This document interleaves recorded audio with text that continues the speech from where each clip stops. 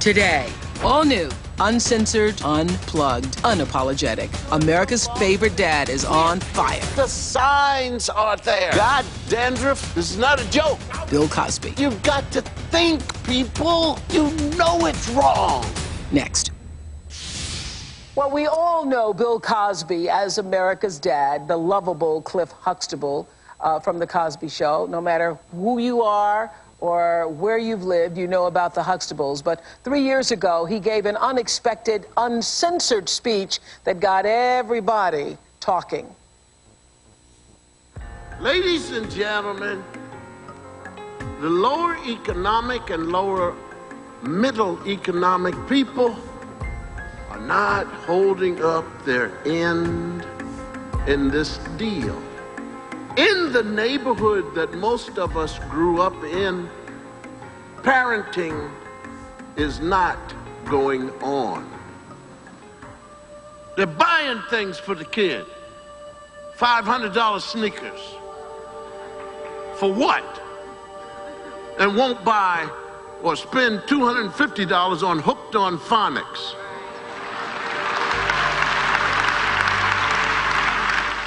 Now look, I'm telling you, it's not what they're doing to us. It's what we're not doing. 50% dropout. And look, we're raising our own ingrown immigrants. Brown versus the Board of Education. These people who marched and were hit in the face with rocks and punched in the face to get an education. And we got these knuckleheads walking around, don't want to learn English. I know that you all know it, but I just want to get you as angry as you ought to be. I can't even talk the way these people talk. Why you ain't where you is, go where? I don't know who these people are. And I blamed the kid until I heard the mother talk.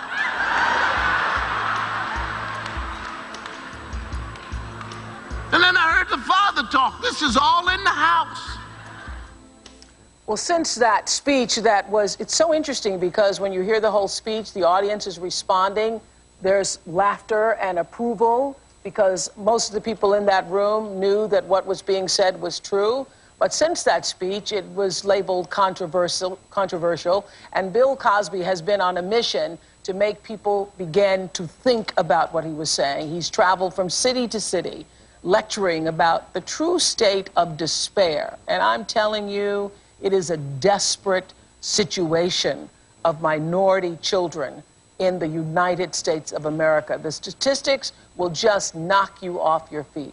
Listen to this. At least a third of all homeless men are African American. African Americans make up 12% of the general population, but almost half of the prison population. And according to the U.S. Justice Department, 28% of black men born today will go to prison in their lifetime. Black youth are 6 times more likely to die of homicide than white youth. Homicide is the leading cause of death among African American males aged 15 to 29, the leading cause of death. Now, one reporter said this about Bill Cosby's crusade. He said that these problems have been going on for years, but few people have called them out with as much force, with as much determination, passion, and credibility as Bill Cosby. So, welcome, Bill Cosby, to the show. Yes. Okay, stop. There's a couple of things I want clarity on. It's not every African American. We're talking about some. Yeah. And the sum happens to be the numbers that are very, very hurtful. Yeah. Because the sum happens to come from those homes where the parenting doesn't build confidence in a child, where the parents may be on drugs. Yeah.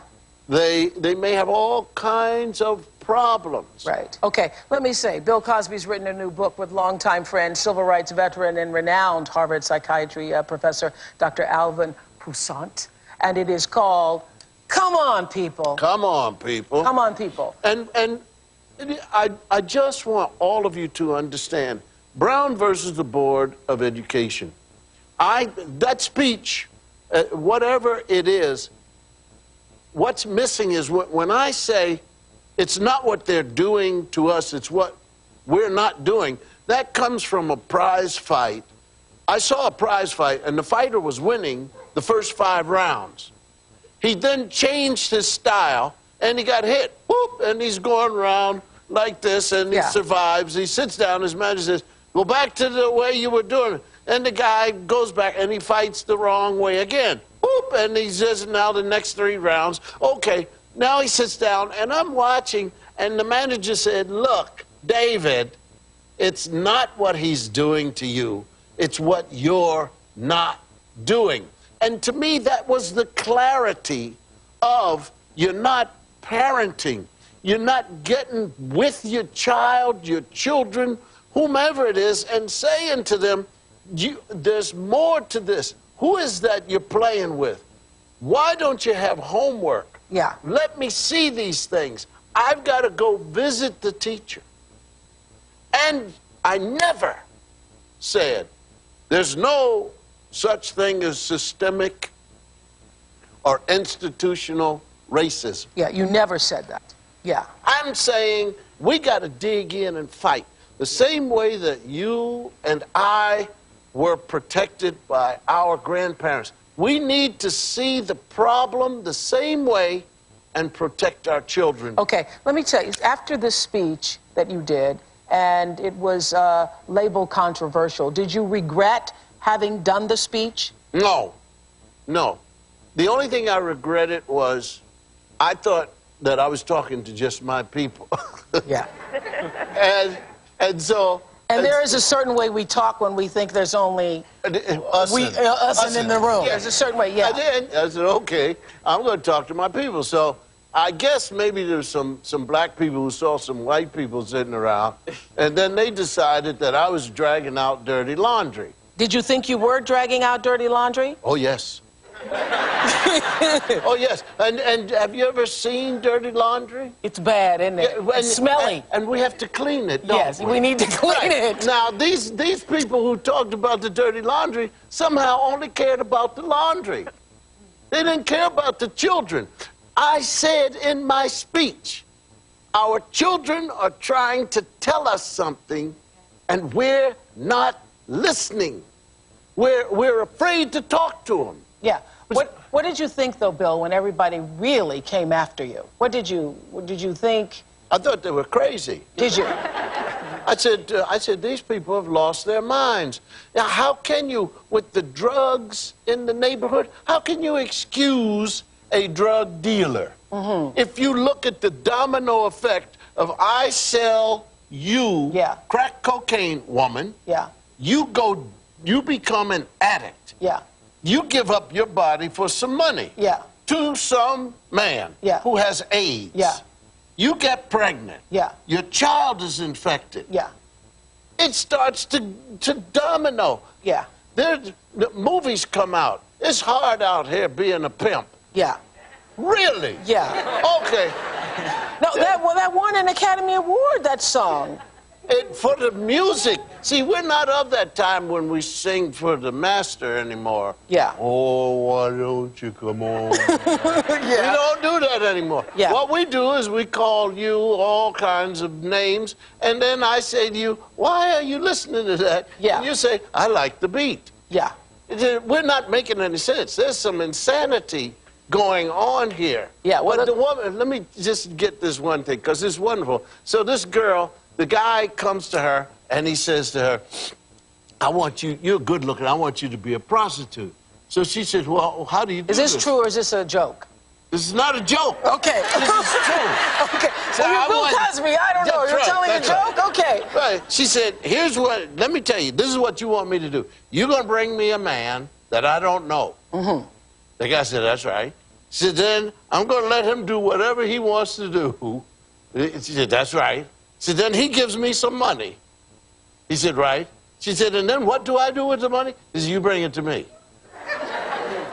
She said, I told him no. But look, how is it hard out here being a pimp? There are other jobs in this world. Yeah. And we managed to justify that. Yeah. A woman said, who was an actress, and somebody questioned the role she was playing. She said, well, would you rather have me playing this role or waiting for you in the alley with a lead pipe? We've gone crazy. Because there are other places in between she could go. Well, you found a job. Coming up. Coming up. Hey, what's with the glasses, anyway? Is it red? Oh, your eye. Oh, you had an eye. Oh, yeah, it is red. Yeah. Put them back on. Okay. We'll be right back. Back in a moment.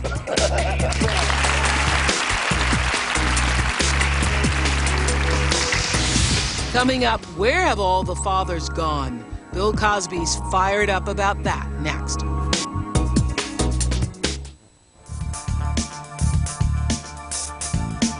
Well, a house without a father is a challenge. A neighborhood without fathers is a catastrophe. That is what Bill Cosby and Dr. Alvin Poussant write in their new book, Come On, People, which was titled from your granddaughter, right? Who in the post office, she's 3 years old. She's standing with me. We're waiting for stamps in the Ray Charles post office. And she's going, and the line is hardly moving. And, Poppy, we're going to get, so finally I said, well, the people are moving a little too slowly. And the next thing I know, she said, come on, people! Well, one of the things that is so striking about the book is that you all speak in the book the same way we all speak amongst ourselves about what really happened. I mean, what really happened since Brown versus Board of Education when, as you said in the speech, people marched and were willing to be hosed and knocked upside the head, and there was an ethic for our culture, for our race, that education brought success, that education opened possibility. And then what happened? I think what happened that we lost that? The loss of contact with what that movement was all about, was civil rights and getting ahead. And a lot of people kind of fell into decadence that we see on the media all the time, from the gangster rap to people not caring about their neighborhoods. Even since the civil rights movement, we have more black people hurting other black people, killing other black people. It's like we're kind of wallowing in the decadence with people kind of caving into it. Not enough people like Bill and others talking about what people can do for themselves. On page 16, early on in the book, you talk about fathers missing from the families. I love what you had to say about fathers. Let me find it here, about this very idea that the situation is by no means hopeless, because we just have to get these fathers to realize that the children they sired are their children and always will be their children, and by walking away, they have punished their children. They leave these children feeling abandoned. Once they come and claim their children and feel the joy and beauty of being hugged or being with their children, they will at least begin to understand what fatherhood is all about. But let's not kid ourselves either. This is much easier said than done. That's right. Fathers are very, very important. Right now, 70% of black babies each year are born to single mothers. And they're not all teenage mothers. 70%? Are born to single mothers in the black neighborhood. Many of these fathers are not present. They're absent. Many of them are even incarcerated. Many don't have jobs. They're not employed. And a lot of these young men don't even feel that it's important to be a father, because many of them grew up in fatherless homes. Right. They don't know whether to. And so the cycle continues. The cycle just hurt continues. People. Hurt people. Hurt people. Hurt people. Hurt people. That's right. These children not only feel abandoned, but the children are also angry because they feel abandoned. First they get sad. Yeah, they're First sad. it's sad. Right, Yeah. it's sad. There's the grief and the sad, and later they get angry. And who knows how this is all playing out in terms of even the violence that young males have toward each other. Yeah, it starts out sad. That sadness turns into anger, and that anger turns into rage. Hello? Hello. But every study says that children who have involvement of their fathers, whether the parents are divorced or separated or they never married, that the children do better. Yeah. But the men don't know that, and we have to get a message out there that it's critical that they're involved with it. What you say, and come on, people, is that without being told and told often, young men simply do not know or understand what a father's responsibilities are. And you all understand, if nobody ever told you, you never were fathered, then you don't understand what it means to be a father. Many of them have never seen a real father in action.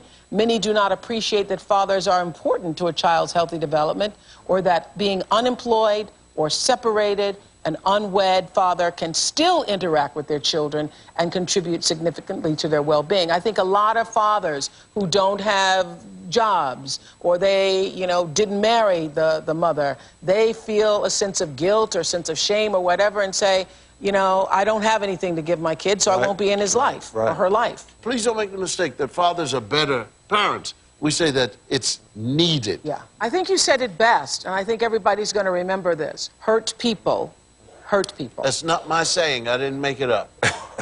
I mean, I said it, but I didn't make it up. Don't give me credit. Okay. I got to take a commercial break. All right. But I love it. Where Hurt do we people. go? Just sit down. We'll be right back.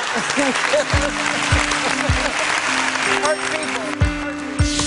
Up next, their child was gunned down on his way home from school. Why they say it could happen to anyone. Closed captioning provided by the maker of the following product. Both my mom and my grandmother would experience bloating, irregularity. Oh. My mom told me about Activia. I tried it and I'm hooked. Danon Activia is clinically proven to help regulate your digestive system in 2 weeks. Love Activia. Are you kidding me?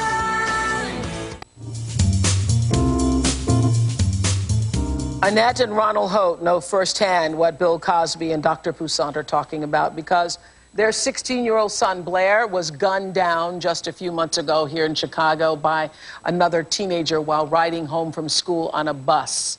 It was very big news here in our city. What do you want parents to know? Annette, stand up, from what happened to your family. Well, the one thing I want to say is that you don't think it'll ever happen to you. We did all the right things. We would take Blair to school every morning. We would pick him up from school until he got older, and he was like, "Mom, Dad, let me catch the bus home." Yeah. And we trusted that and let him. What parents should get from this is that it could be you too. It doesn't, we did all the right things. He was a wonderful child. He was a joy. And we did all the right things. Parents need to step up. He was a joy, a good student. He was a good student. So what parents need to do is they need to step up to the plate. You need to know who your child's friends are. You need to know where they're going. You need to take them. We went to movies together. Even as a teenager, I would take them to parties. I would pick them up. I would meet the parents. I didn't trust the streets to raise my child. We invested so much in our child. We were gonna produce a wonderful child. But from everything that I read in the papers here, he died a hero. Yes, he died a hero. He protected a schoolmate, friend Tierra Reed. He shielded her from being severely injured on the Metro bus, and he died a hero. And the story was this kid just got on the bus. He was actually looking for somebody else, right? Yes, it was an adversary that was on the bus. Blair and the other 4 kids who were shot, they were unintended targets, and he never even shot the adversary. So it's a terrible loss. This horror and tragedy is being repeated all over the country. And obviously you guys had heard stories. I mean, you knew about, how difficult it is growing up in some of these communities. You never thought it would be you, because you were doing everything to the best of your ability to raise a good son. Right, with the jobs that we have. I'm a firefighter, he's a police officer. We see so much of this in the streets, and we knew what we were dealing with out here, and we just thought that we were doing everything to protect him and get him to college, and that was our goal next year, to go away to college. We had dreams and plans, and they're all just gone. That was our only child. This is it's a challenge for all of us. Everyone owns a part in this, just not African Americans and Hispanics, all of us, because it could be any of your children, any of your nieces, nephews, it could even be your parents, it could be you. If we don't all step up to the plate and do something, we're going to all be living in a world that we're afraid to go out and just do anything in life. I've seen quite a bit, and to lose Blair to the very thing that, I fight against and enforce against has been very horrific for me, my family, friends, and everyone who knew and loved Blair. Thank you both for being here. Thank you. Thank you. We'll be back in a moment. Two teenagers, the alleged shooter and the teen who allegedly provided the gun that killed 16-year-old Blair Holt, have been charged with first-degree murder. Coming up, what all parents need to tell their children about the N-word. Next. It's your first blind date, and surprise, you found a prince that's quite charming. But what if your teeth aren't exactly Snow White? And your breath? Yikes! Calm down. Introducing Crest Extra White Plus Scope Toothpaste. Unlike other toothpastes, it combines scope freshness with the extra whitening power of Crest. For fresh breath, a whiter smile, and maybe a chance to live happily ever after. New Crest Extra White Plus Scope Toothpaste. Also try new Scope White Mouthwash.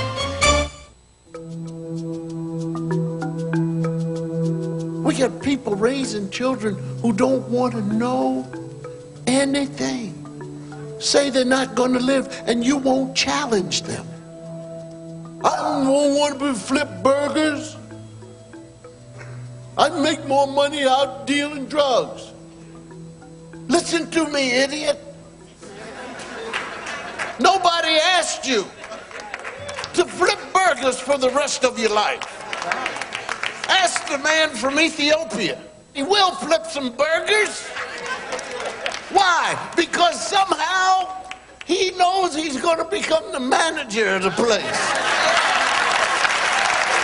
That was Bill Cosby at a call-out in Washington, D.C. Bill Cosby and Dr. Alvin Poussant are on talking about their latest work together, Come On People. It's a book about the path from victims to victors. So more than anything, this is a call-out for people to begin to first of all, to look at the situation that we're in. Because I think a lot of people don't realize how bad it is. Mm-hmm.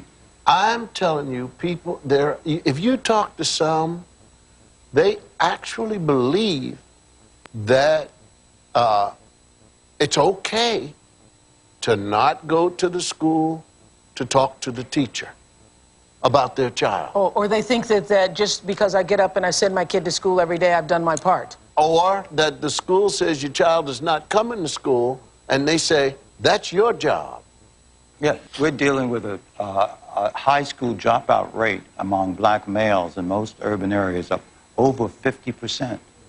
And in some cities, it's 75%. That's right. These boys drop out of school, and about 60% of them end up at some point in jail. That's right. So it's a kind of cycle.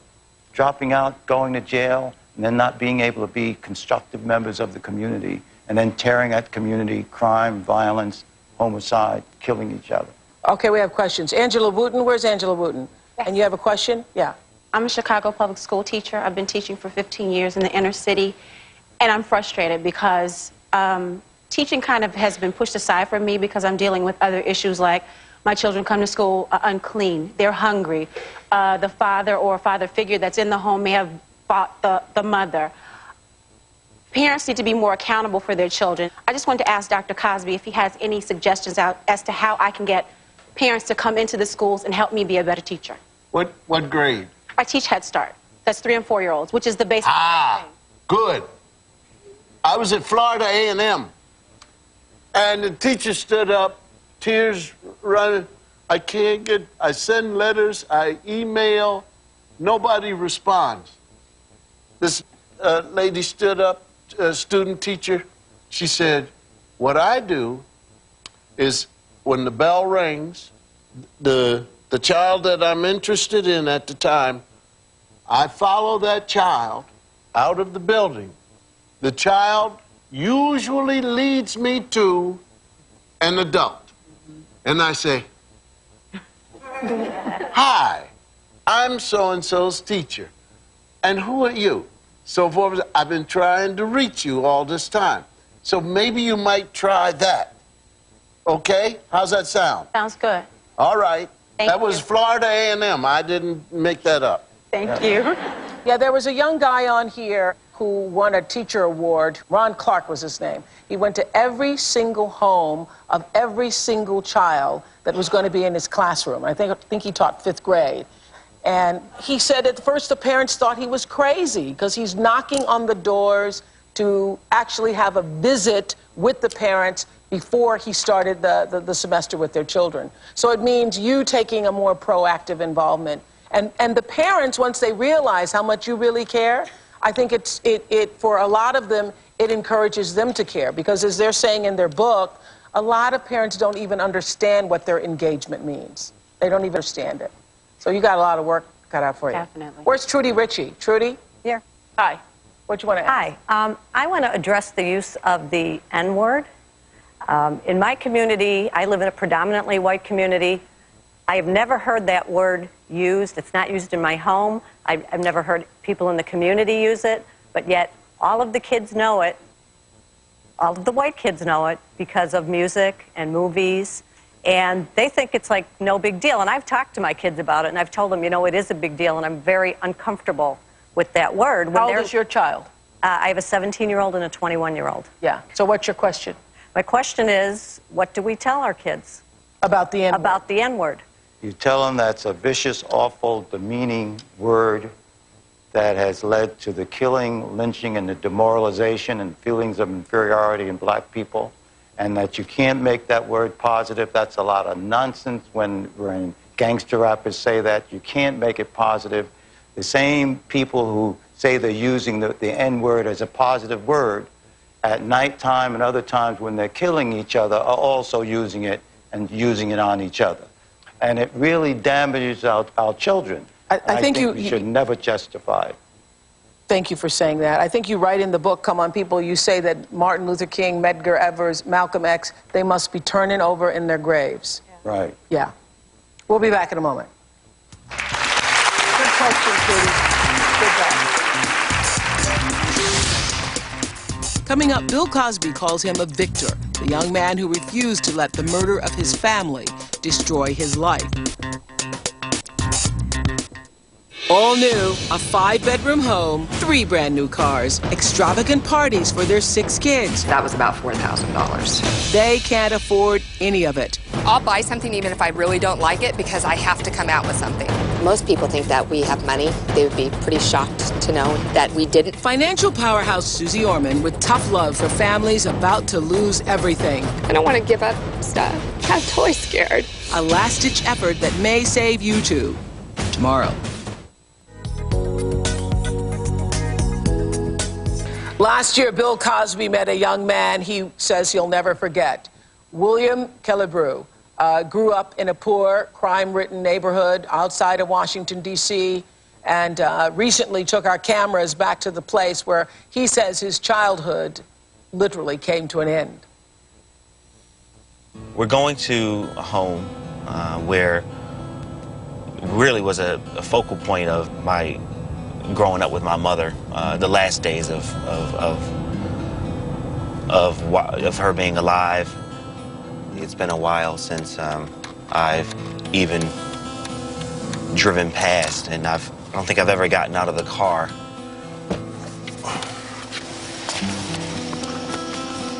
I just remember, oh God, just remember coming out of this house and just running up the street. The last time William stood on this street, he was just 10 years old. It was July 2nd, 1984, when he woke up to the terrifying sound of his mother screaming. It was right there, right in front of the house, right in front of the driveway. Her boyfriend was dragging her. That's when he came in, and he just started immediately loading his gun. And then he went over to my mother, and then he put the gun up to her face, and he just shot her about 2 times in her face, and she dropped right on the floor immediately. And I just remember all of this blood coming out of her mouth and just going all over the floor. And then he went to my brother, and then he shot my brother. Then he came to me, and he put the gun to my head. He squatted down. He did the squat like this, and he put the gun to my head. I immediately said to him, please don't kill me, please don't kill me. I'll do anything, I'll do anything. And I asked him, And he didn't say one word to me. And that's when I looked up into the sky. I was like, God, please, please don't let him kill me. Please don't let him kill me. And for some reason, he just pulled back. And then he said to me, you can leave. Just ran right down here on the right. And just was banging on the door. When they asked me, well, what's going on? What's wrong? What's wrong? And I could only say my mother. And they kind of just, you know, settled me down, you know. They settled me down. I didn't know what was going on, you know. Just pretty lost. No. God, William, thank you for taking us back there. But what happened to you? Obviously, you're here. William's here. Oh.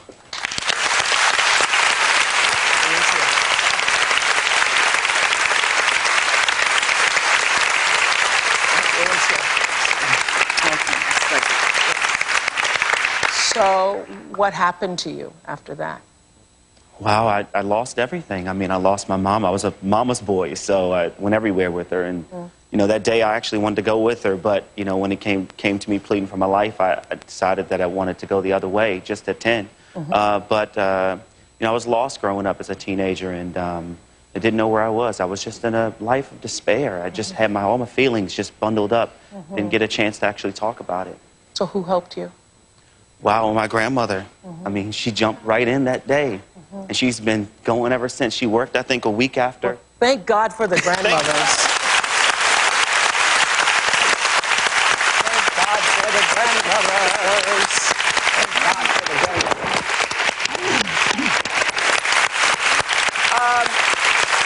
And so, despite what he's been through this May, despite everything he's been through, William will be the first in his family to graduate from college.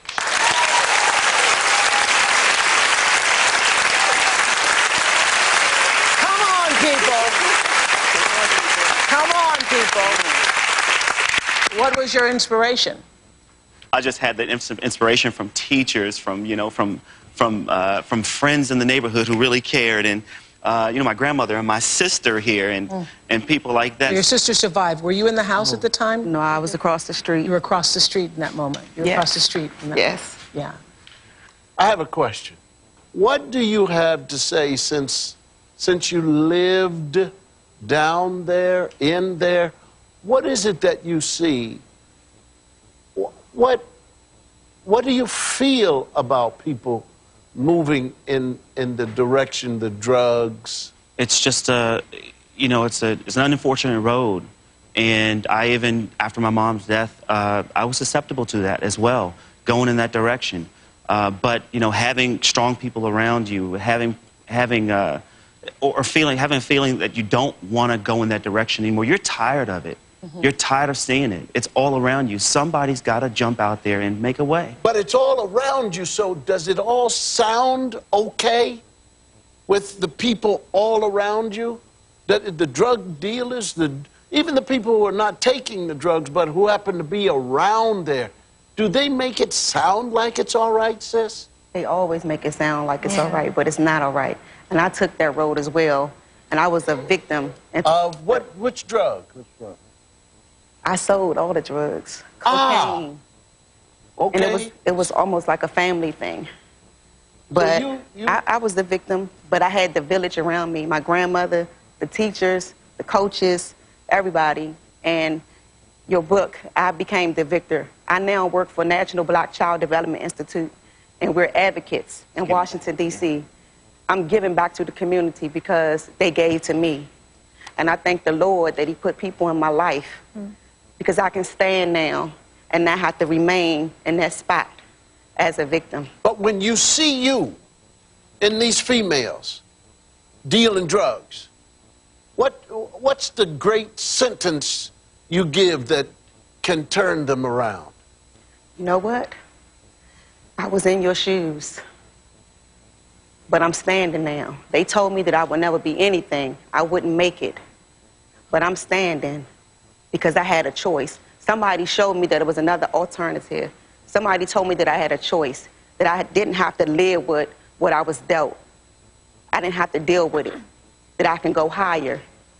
Because, you know, I took that road. I had a baby at 16. I did all of the wrong things, thinking that I was no one and nobody cared. But somebody reached out to me, my coaches, my grandmother, the teachers, my pastor. You know what it is? It's about what, the little hairs on my head are raising, because in the book you all talk about the expectations. That when your teacher has expectations of you, there's a quote that you all give in the book. I'm going to find it and come back and read it. Thank you. You all are to be celebrated. You're to be celebrated. You're to be celebrated. We'll be right back.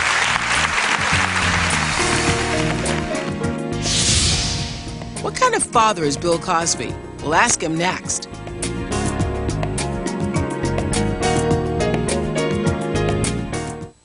All new. It's the side of the story we rarely get to hear, straight from the source. They've been the other woman. We would see each other 3 or 4 times a week. He would buy me lingerie. Our sexual chemistry was fantastic. Did you ever at any time think about the wife? What kind of lies is he telling his wife? Why didn't he marry you? Then, betrayed wives revealed the moment they found out you were pregnant with your 4th child, and she sued her husband's mistress. The verdict? Friday.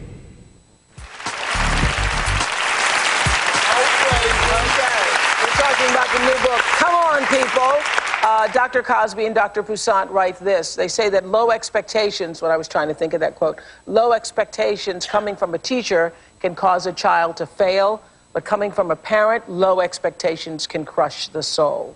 So you were surrounded by people, your grandmother, coaches, other people, who had a higher expectation for what you could be. Yes. And you were able to see the light of that. Yes. And that's why you're standing. Yes. Because somebody saw what you could be. Yes. You know, when you finish reading the book, it's all about us raising our expectations for what is possible for our children. And getting hope.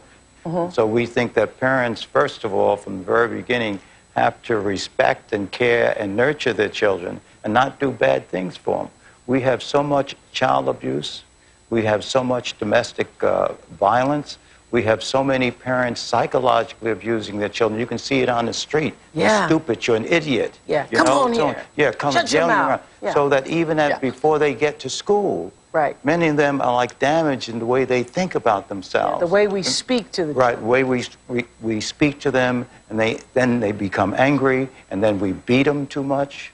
And then they become more angry, and then they want to do violence to other people. We have to get our things And we together. beat them because we were beaten. That's right, frequently. And we think that it works when it doesn't work. You beat kids a whole lot, you're much more likely to end up really abusing them. And a lot of the inmates in jail, particularly for violent crimes, but like 80, 70% of them have been victims of child abuse themselves. So violence begets violence in the home. And so if you go on Oprah.com, after the show, go to Oprah.com. We're going to have Dr. Poussaint and Bill Cosby talking about what to do as alternatives for spanking. Because I know a lot of you watching like, well, if you don't hit them, what you going to do? Yeah, right. I've heard... I want to know what kind of parent you were before I go to break, though, because, you know... I was fantastic. I never made a mistake. All I had to do was say, where's your mother?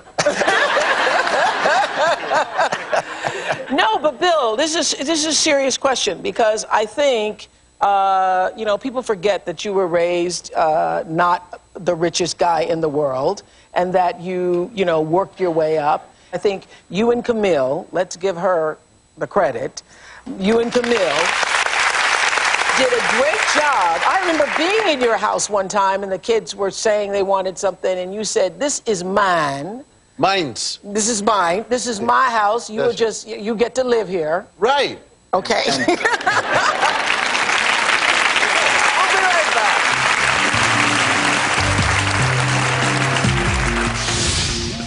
What do you think parents should do if they want to know what their children are really up to? Bill Cosby's urgent plea to parents next. All new, financial powerhouse Susie Orman with tough love for families about to lose everything. Most people think that we have money. They would be pretty shocked to know that we didn't have money. A last-ditch effort that may save you too. Tomorrow.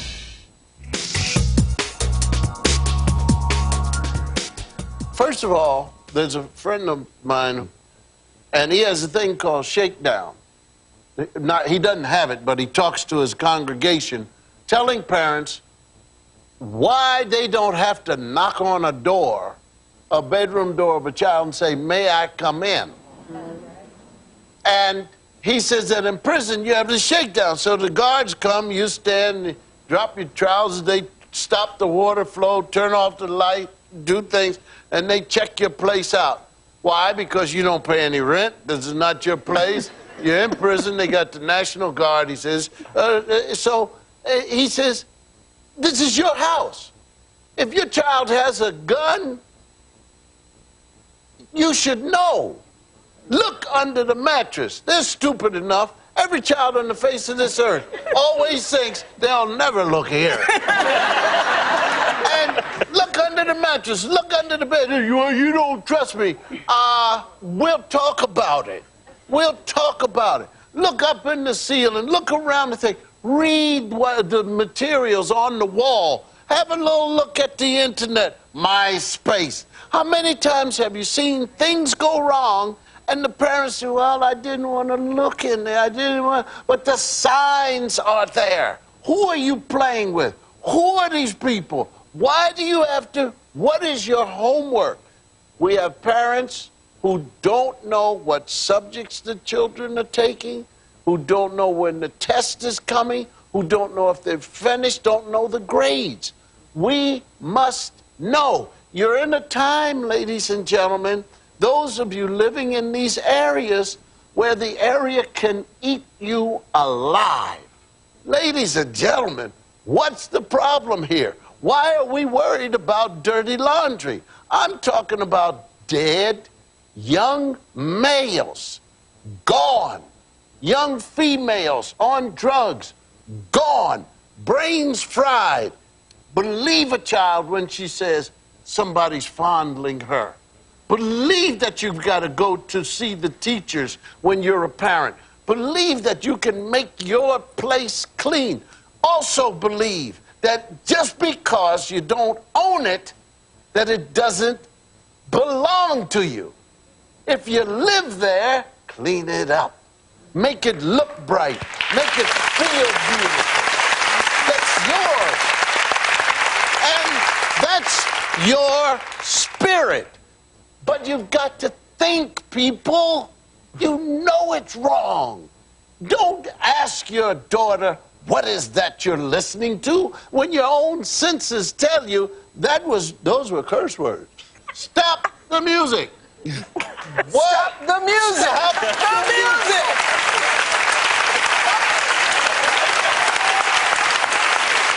I love that.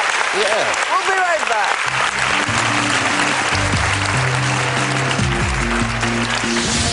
Coming up, no, the question is, can we turn this around? We're going to ask Bill that question next. The Oprah Winfrey Show is brought to you in part by Dove. Every girl deserves to feel good about herself. Find out more at campaignforrealbeauty.com.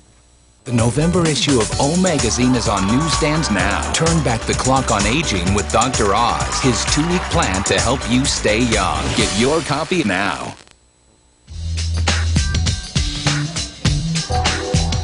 The question is, can we turn this around? Yes.